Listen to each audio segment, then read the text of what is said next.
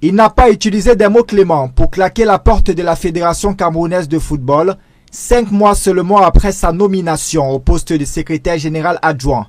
Dans sa lettre de démission du 7 avril 2025, Benoît Angoua dénonce le harcèlement moral et psychologique au sein de l'instance. Pour marquer son ras-le-bol, il évoque des conditions de travail exécrables, marquées par des propos insultants, des restrictions excessives entravant l'exercice de ses fonctions, le refus manifeste de collaboration, un acharnement injustifié et des critiques systématiques à visée dénigrante.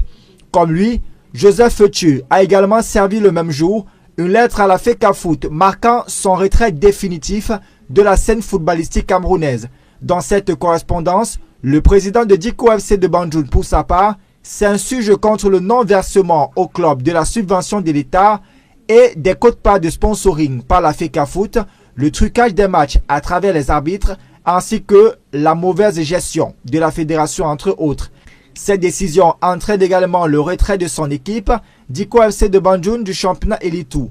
L'incident du week-end dernier à Yaoundé, où il a demandé à ses joueurs de quitter le terrain pour protester contre un penalty accordé à Fab de Yaoundé lors du match du championnat Elitou, n'est pas étranger à cette décision. 2 ans après avoir démissionné du comité exécutif de la FECAFOOT, celui qui était jusqu'alors un acteur majeur du football camerounais depuis près de 25 ans, conditionne son retour dans le football par le départ de Samuel Eto'o à la tête de la FECAFOOT. Des démissions qui interviennent près de 2 mois seulement après celle de Benjamin Pondi au poste de directeur marketing de l'instance fêtière du football camerounais, ou encore celle de Henri Dialakouane. Si vous avez une entreprise dans laquelle les ressources humaines fonctionnent de manière parfaite, cohérente, ça veut dire qu'il y a quelque chose de grave qui est en train de se produire. Soit ils sont en train de voler énormément et ils sont contents. Et du coup, chaque fois qu'ils te voient, oh vraiment, tu fais un travail exceptionnel pour l'Afrique. Oh, j'adore travailler dans cette entreprise parce que chaque matin, je suis fier du travail que je fais ici. Et je pense que je serai encore là même pour 25 ans. Je vais donner ma vie pour cette entreprise. Si tu as une entreprise dans laquelle tout le monde est content, fier de travailler, valide tout ce qu'on dit, ça veut dire qu'ils ont créé leur entreprise dans ton entreprise. C'est tout. Il n'y a pas une autre explication. Soit c'est ça, soit ils ont trouvé une autre stabilité dans ton entreprise qui ne correspond pas forcément à ce que tu prônes et à ce que tu veux développer. Parce qu'en réalité, c'est un matching impossible que de vouloir imposer ses émotions, sa sensibilité, ses frustrations à un ensemble de personnes qui ont des émotions, des sensibilités, des rêves différents.